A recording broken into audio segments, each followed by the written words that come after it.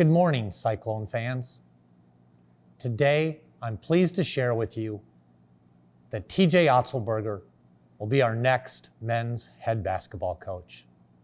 I'm so excited to welcome TJ, Allison Lacey, and their three children, Olivia, Jace, and Stella, back to Ames, Iowa. They're home away from home.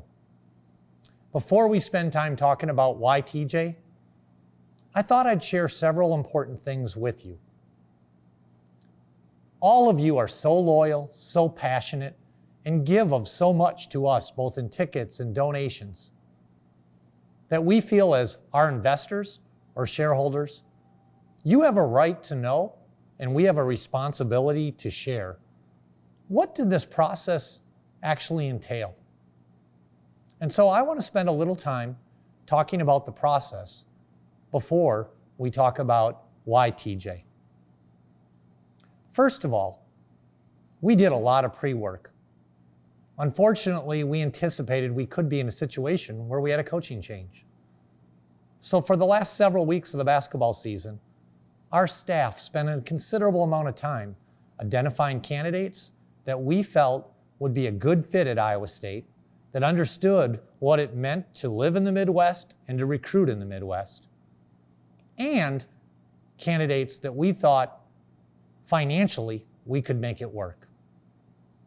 We also identified a search firm if we so choose, or would have chosen to use a search firm. And we also spent time putting together the pathway forward to how to contact individuals, because we knew it would have to happen quickly if we were going to try to gauge their interest, their agents, their cell phone numbers, common people that we know, so that we would have a game plan in case we had to activate. As we all know, last Monday night, we unfortunately had to make the decision to move in another direction. Tuesday morning, we began to activate our plan. And we spent all day Tuesday working through that list and working through our contacts to gauge candidates' interest. And as you would expect, some candidates didn't have interest, some wanted to think about it, and others were. But it became clear that one candidate had far more knowledge, was very prepared, and was the most ready to take our job. So we decided yesterday on Wednesday to essentially run a dual process.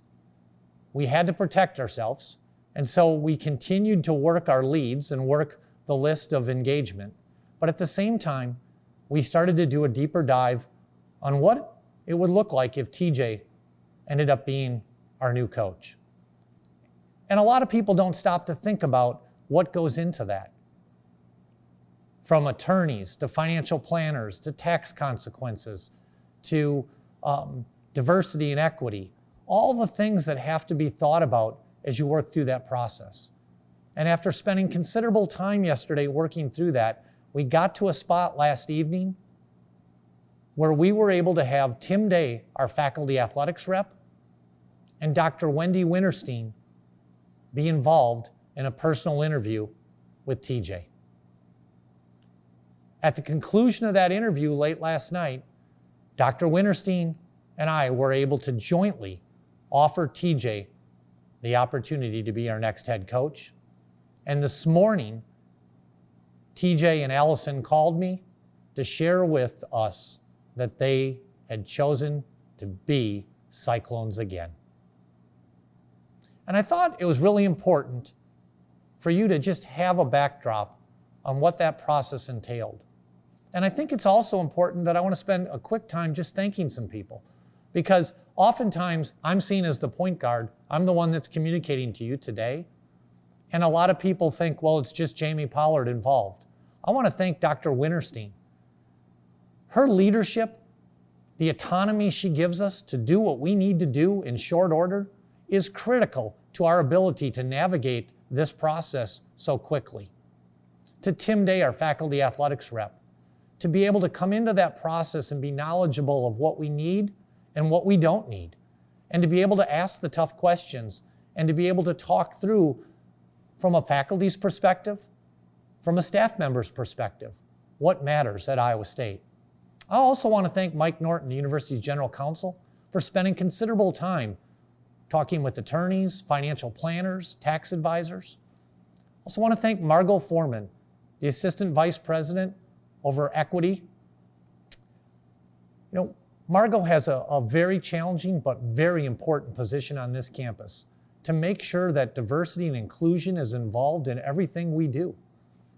And any candidate that we were going to talk with also had to talk about what their staffing plans were and how they were going to assure us that diversity and inclusion would be involved in this process. I think it's also important to point out several of the key staff members on my leadership team. Charles Small. Charles is a former basketball player for Jamie Dixon at the University of Pittsburgh. And Charles brings a great perspective to this process and interacting with our student athletes. Steve Melchow, our longtime communications specialist and confidant to me personally. And to Chris Jorgensen, our CFO. And to Carrie Ruba, our Director of Human Resources. That team works so cohesively together to allow us to expedite this process and to make sure we were doing everything in the best right way. I also want to thank Desiree, the athletics director at UNLV. She handled this very professionally. I know she didn't want to lose TJ. She did everything in her power to keep TJ at UNLV, including offering an extension late last night. But in the end, TJ and Allison really, really want to come home to Ames and be Cyclones again. So let's talk about why TJ, because that's the most important part of this. Let me start by saying this. There's no athletics director in the country that can hire a coach and guarantee that that coach is going to win. Think of it like this. There's 300 Division I basketball programs. And on any given night, 150 of them have to lose. It's mathematically impossible for all of them to win. So anybody that says they can guarantee that isn't really being honest. But there are some things you can guarantee. You can guarantee integrity. You can guarantee character. You can guarantee fit by doing your due diligence. And in this particular case, TJ worked here for 8 years. He worked with most of us. Our staff all know him. We know about his integrity. We know how he fits our culture. And that really gave him a leg up. Secondly, we know his storied history of being a proven recruiter at Iowa State. Craig Brackens, Melvin Edgem, George Niang, Naz Long, Matt Thomas. All the individuals that, I even hate cutting the list too short because I'm starting to think of more of them, but you know what I'm referring to. TJ was so involved in recruiting many, many of the great players that have come through Iowa State during that 8-year period. He knows how to recruit to Iowa State. He knows how to recruit in the Midwest. But TJ also now has experience as a head coach. 5 years ago, when we considered him, he didn't have that experience as a head coach. But he's now been the head coach for 3 years at South Dakota State, where he went 70-33. He won 70% of his games as a head coach. He won 2 conference championships. He went postseason 3 times, including 2 times to the NCAA. And then he moved on to UNLV. And at UNLV, he inherited a program that hadn't won 12 games in the Mountain West Conference since 1993 when Rollie Massimino was their head coach. Think about that. That's 27 years ago. And in TJ's first year at UNLV, he inherited a program where he had to let some young men go.